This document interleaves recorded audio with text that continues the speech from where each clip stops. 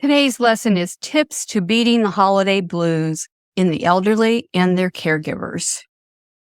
The holiday season is upon us once again. For me, that is the source of the holiday blues. It has plagued me since I was 18 years old and I lost my mother between Thanksgiving and Christmas.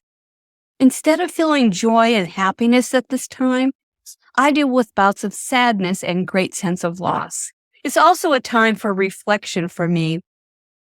On a personal note, I lost my oldest son, Jeffrey, a disabled vet, suicide when he was 35 years old.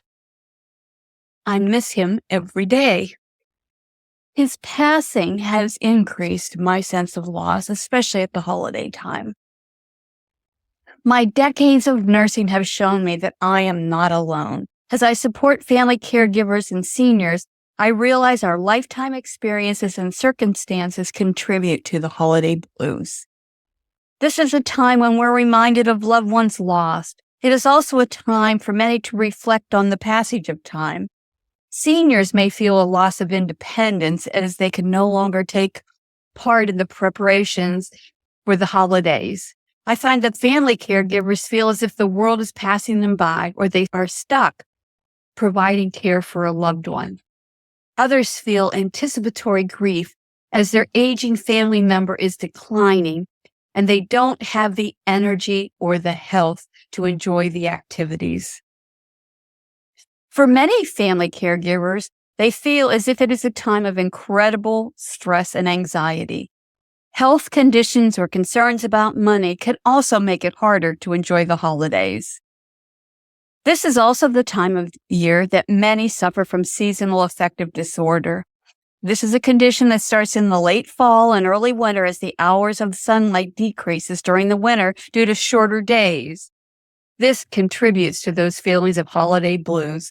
And boy, I have seasonal affective disorder. I make myself get out and do something outside every day to enjoy a little bit of sunshine, even in the cold. This is a time when seniors or anybody experiencing grief, loss, or blues needs extra support. And we all need to learn to be gentle with ourselves this time of year. Of course, strategies for coping during the holidays is going to vary according to each individual's needs. This is a time when we need to take extra care and tend to our own health and wellness, as well as that of our aging family member. The stress, the unrealistic expectations, and memories of past holidays are a catalyst for the holiday blues. It is, of course, a time of year when we feel extra sentimental and yearn for those old feelings to reemerge. These thoughts give us comfort. They also cause us incredible amount of pain. Holiday blues are temporary feelings of depression and anxiety that occur between Thanksgiving and Christmas or New Year's here in the United States. Those feelings usually resolve after the start of the new year. I find that unrealistic expectations we put upon ourselves, that actually society puts on us, increases our feelings of loneliness, sadness, fatigue, tension, and a sense of loss. We experience such pressure to experience the perfect holiday. We are constantly bombarded with TV ads, movies, and holiday specials long before Halloween even hits. And if we believe the media spin, we are expected to give and receive the perfect gifts. We are expected to spend the perfect amount of togetherness time with family and friends, all while we are expected to feel pure joy and happiness over the holiday season. This preconditioning creates huge gaps between our expectations and our reality. It's no wonder there is so much sadness and unhappiness during the holidays. The Merriam-Webster Dictionary defines expectations as a strong belief that something will happen or be the case in the future, or a belief that someone will or should achieve something. Expectations are at the core of many stressors. We set expectations when we think I should or they should have. Expectations are powerful. When we meet our expectations, we feel a sense of satisfaction at a basic human level. When we fall short of our expectations, we feel disappointment. At a basic human level, we feel a sense of failure. Of course, we feel it as if there's something wrong with us. I felt that way for decades. One of the most difficult expectations to overcome is the ones we build during our childhood. As children, we find things magical about the joy and excitement of the holidays. There is nothing that can replicate those childhood feelings, no matter how hard we try. My mom always made the holidays so incredibly special. She went out of her way. I come from a big Irish family. I'm the oldest of four, and she baked. Oh my gosh, my mom baked. We decorated the house with extreme care and just making things just right. So I tried to recreate that. In fact, one of the funny things that I realized many years ago was I always wanted to put a tree up on a platform. And I realized when I looked at pictures from when I was a child, we had a table that we put the tree on, and then we put a house and train tracks around it. And it wasn't on the floor, it was up high. Subconsciously, I was trying to recreate that. I wanted it to look like it did when I was a kid. So I tell my caregivers, if you change your perspective, you can change your life. The positive things about expectations is that we are the ones that create them. They may be contributing factors moving you in one direction or another. Expectations you set for yourself can be changed at any time. It is important to realize that we have more control than we think we do. We cannot change what others expect, but we can change our own expectations. And I recommend that the first mindset of family caregiver change is to accept and realize they cannot be expected to try and meet the expectations of others. That's a tough one for me because I'm the people pleaser. I'm the caregiver. I've always been. And it's always me that wants to have people over for meals, make all this food, and feed everybody, just to create those feelings that I had from the huge Irish Catholic family gatherings we had when I was growing up as a kid. Everyone has different standards, and these standards are often tied to expectations. This could be particularly challenging when we set expectations that are not realistic. It makes you feel bad about yourself and leaves you open to negative thought process. Here's an interesting tip. Did you know that it takes 21 positive thoughts to erase one negative thought we have in our head? So I encourage my family caregivers and seniors to practice an attitude of gratitude. It's human nature to focus on the negative. For some, it may be reprogramming our minds on the positive.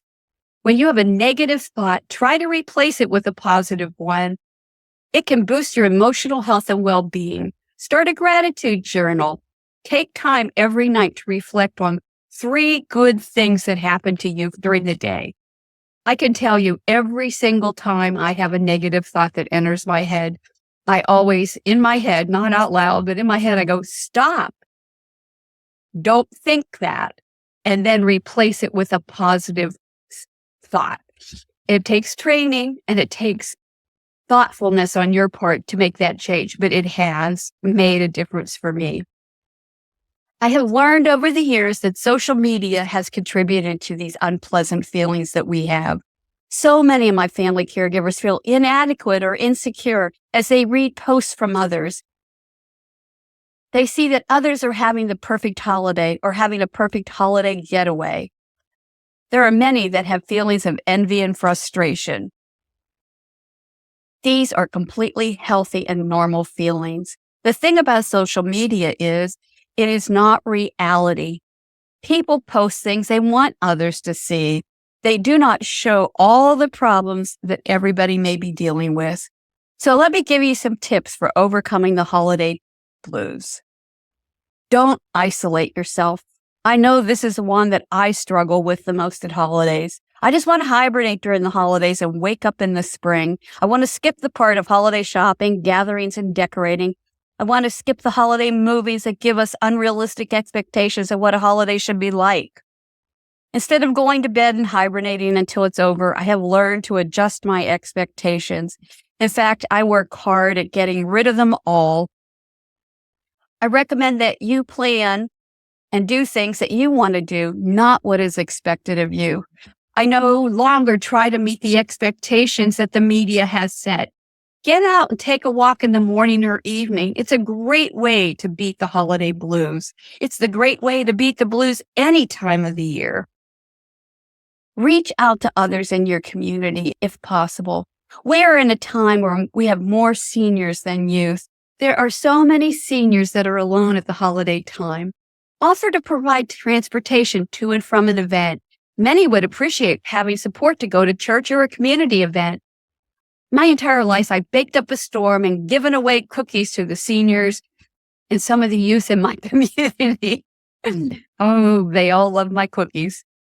The holiday time is an entire month, so don't focus on just the day. It's important for aging seniors to get out of the house and enjoy some fresh air every day. Take a senior out for a meal, a cup of coffee. How about a ride just to see the direct decorations or lights? Getting out of the house is a great mood lifter for everyone.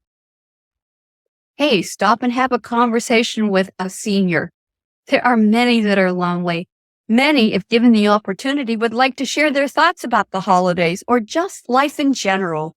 Given a chance, many seniors would embrace the opportunity to express themselves. I am sure it will lift their spirits as well as yours. This leads me to my next tip to overcoming the holiday blues. Be willing to vary your holiday traditions or change them up. If you don't have a holiday tradition that brings up memories or an unrealistic expectation, don't hesitate to change that tradition if it's too painful. I'm the oldest of 4. When my mom died, I was devastated. My mom, like I said before, went to great lengths to make the holidays special. We always had lots of extended family around at the holidays, and that went away when my mom died. To fill that void, I have always had huge holiday gatherings. I've always included neighbors, friends, and anyone that didn't have family to join us for the holidays. It was my way of making sure that no one was left out. As I got older, I once again changed my traditions. I volunteered last year during the holidays to help others. Last year, I served Christmas dinner to the homeless. It certainly puts things in perspective for you. The day went really fast, and I met so many amazing and grateful people. It was just a nice event. There are so many things you can do to help others during the holiday season. There are millions of seniors and their family caregivers that are struggling through the holiday season. The pressure and stress of the family caregiver is overwhelming at this time. One of the best things a person can do is to help a family caregiver or a senior living alone with their cleaning, shopping, cooking, and other preparations such as decorating. Sometimes just making a simple phone call, having a chat over coffee, or writing a nice email or sending a greeting card or letter can brighten a mood. Reach out to the seniors in your church or community. They will appreciate spending time with a caring, supportive individual. I love the idea of the greeting cards. We don't do that much anymore. It costs so much. So we've gotten away without sending greeting cards to the degree. I remember when stamps were 2 cents, and my parents would send out 300 and 400 cards every year to all our family and friends. It has definitely dwindled down now to nothing because the stamps are no longer 2 cents and it's not as achievable. If you have someone special and you want to brighten their day, sending a little card or a letter can really boost morale. I've also learned over the time to help with the holiday blues is to acknowledge your feelings. I have learned to acknowledge my feelings, and there's nothing wrong with not feeling festive. There are many times when I don't. There are times many of us have feelings of sadness and loss over the holidays, and I've learned to be gentle with myself and make sure I find a reason to laugh every day. The next tip I want is to always encourage my family caregivers the importance of practicing self-care every day. Caregiving is challenging, so try to have some compassion for yourself. You do not have to celebrate the same way you did in the past. You may decide that some holiday traditions are more overwhelming than enjoyable. Make a decision and let them go, even if it's just for this year. Changing the way you think about the situation can help you enjoy it differently. For example, plan a low-stress holiday in your own home, or plan maybe going out to dinner instead of cooking. If you have extended family, reach out to them. Tell them what you need. Never assume that they know what you need. This makes me crazy because caregivers typically want to feel like they're victims, and they don't ask people for help, and they don't tell people what they need. Nobody is a mind reader. So if you have a need for anything, reach out and ask for it. I can tell you right now, you need to tell others how they can support you. And this may be cutting back on the festivities or canceling typical gatherings. And it's okay to dial back even on the gift giving.